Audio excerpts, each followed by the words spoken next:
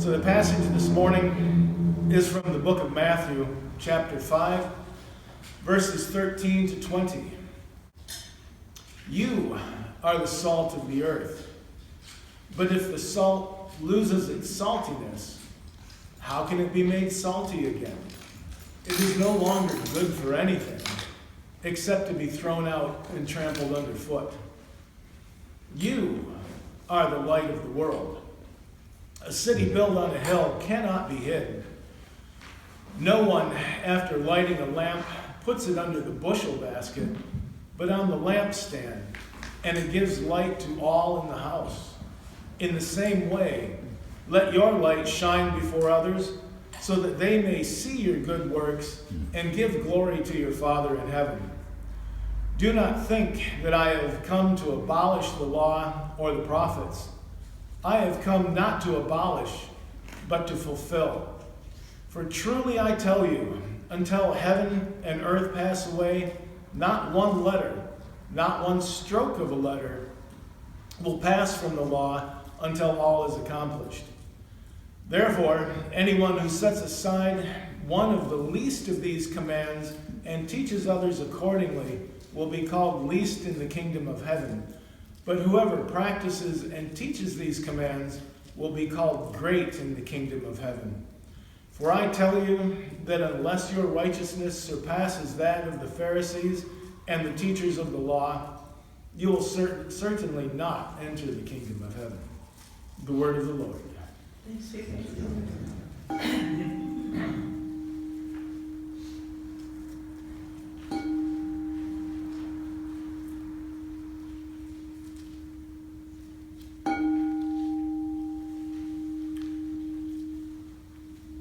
So there's a lot of emphasis this morning on being the light. The passage that we just read says that you are the light of the world.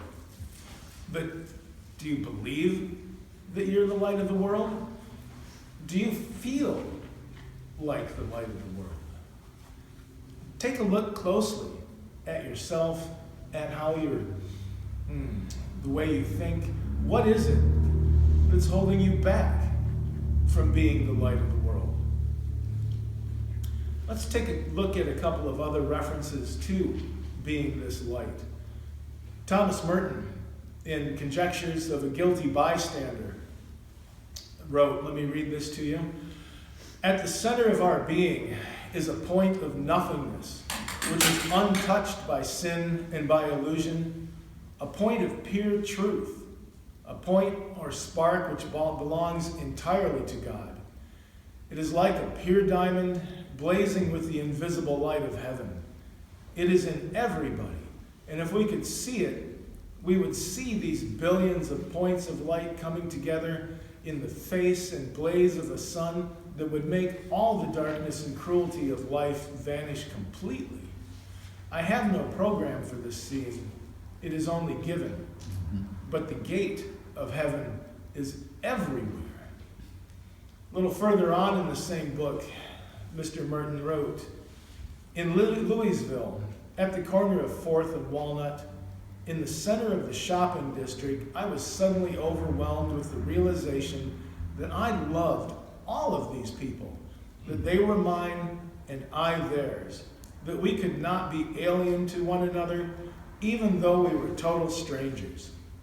It was like waking from a dream of separateness, of spurious self-isolation in a special world, the world of renunciation and supposed holiness.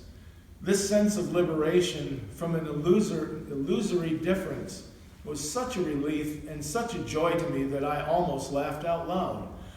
I have the immense joy of being man, a member of a race in which God himself became incarnate. As if the sorrows and stupidities of the human condition could overwhelm me, now I realize that we all are.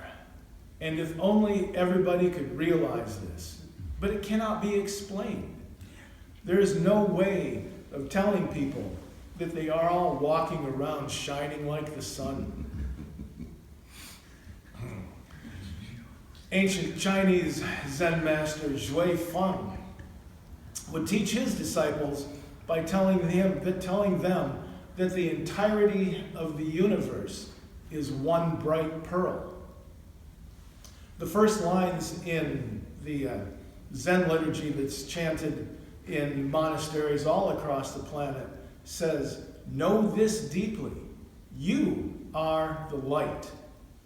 In the language of Zen, to know something deeply means to know it experientially, not just intellectually, but to have the direct experience of it to the point where it penetrates to the marrow of our bones, to know that we are this light.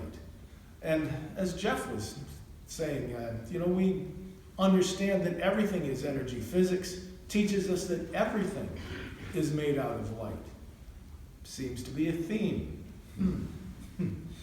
So if we are to cultivate a close, intimate relationship with divinity, if we are to directly experience this one bright pearl, if we are to deeply know to the core of our being that we are the light of the world, then we need to become active participants in our own awakening. Both Christianity and Zen Buddhism are a practice. It's not just something that we do, that we give lip service to, we come here on Sundays, but the spirit of both is to take it out as we were admonished in the passage from Isaiah, to go out and help people, to care about people, to actively seek out people that need assistance, that are suffering in any variety of ways. So when we let this light shine, when we are aware intellectually that we are radiating this divine light every moment of our existence, we can let that light bring peace to everything that we encounter. But how can we move from an intellectual understanding to an experiential understanding that we are this light? The Buddha laid out a direct path of practice to experience this, to the direct experience of the light of the world that he called the Noble Eightfold Path. To follow this Noble Eightfold Path to the best of our abilities, we engage in conducive view. And conducive means things that are beneficial to our awakening. Traditionally, it's listed as right and the right view, but that sets up an idea that there's right and wrong. And in this kind of a practice, it's things we're doing to help ourselves become the light, which then help other people to realize the same thing. So we practice conducive view, the understanding that we are all interconnected.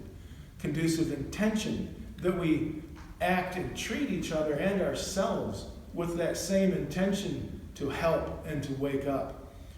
And the rest of the same idea is carried through conducive speech, action, livelihood, effort, mindfulness, and meditation.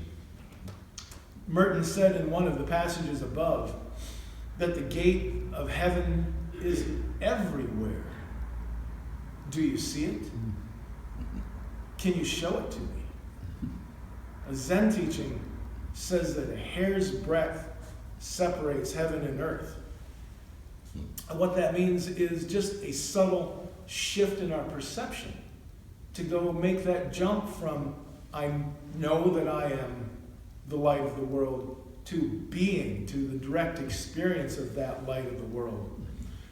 And one of the ways to open this gateway to experience this light is by quieting ourselves to the point where discursive thought stops and the light reveals itself.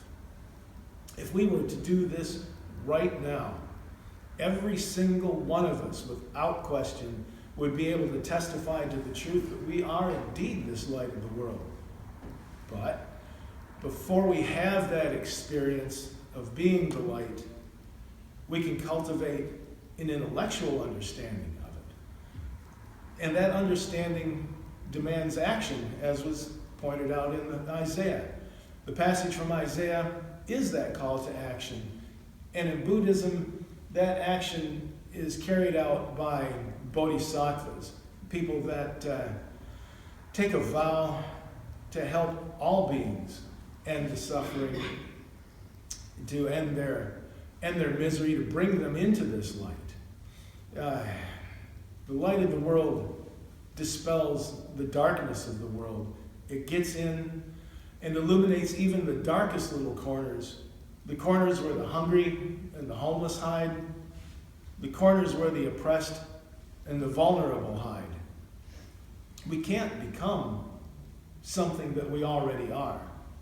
We can't become the light of the world because we already are the light of the world.